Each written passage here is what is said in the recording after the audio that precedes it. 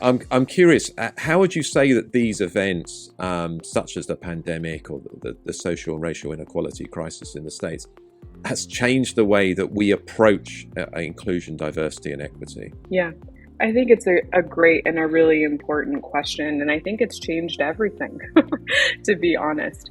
I think the history of this work has been more compliance-based. It's been about hitting numbers, particularly around diversity of workforces. And I think, what sits at the core of our IDEA strategy is that we want all of our stakeholders, internally and externally, whether they be associates or consumers or communities, to feel an authentic sense of belonging.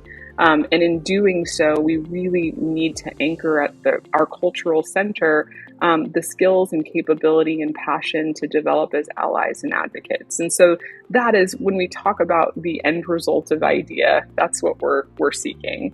And I think, the past few years truly have put more pressure on that as not a nice to have, but an absolute necessity. We have seen the increase in conversations around mental health and well-being, and we truly believe that at the core of IDEA is a way to create connection that supports mental health and well-being, as people have been isolated around the world, whether, to your point, that's physically through quarantine or ideologically. We feel it critical to be able to build bridges that support connection and empathy through this work. And so, at VF, I would say we celebrate a lot the power of and the recognition that this work is hugely impactful for our ability to authentically live our purpose as an organization, but also authentically necessary to drive and drive sustained growth in our business.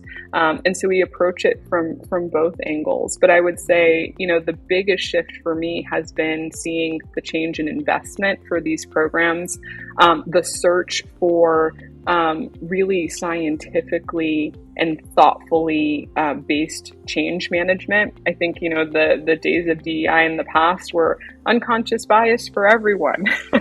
But now it's really thinking through what is the right way to educate people in a way that they're going to retain the information, and how do we support them in committing it to action?